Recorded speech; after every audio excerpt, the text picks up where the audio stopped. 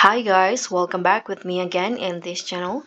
On today's video, I'm going to show you how you can send a postcard in Heartopia.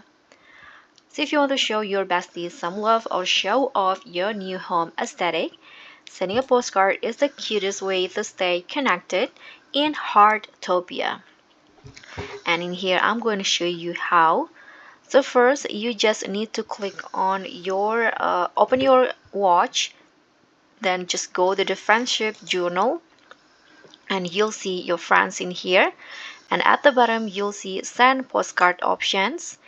And now what you need to do is just choose the postcard that you want, like this. They are capturing light, the fortune cloud. So you can just choose which one.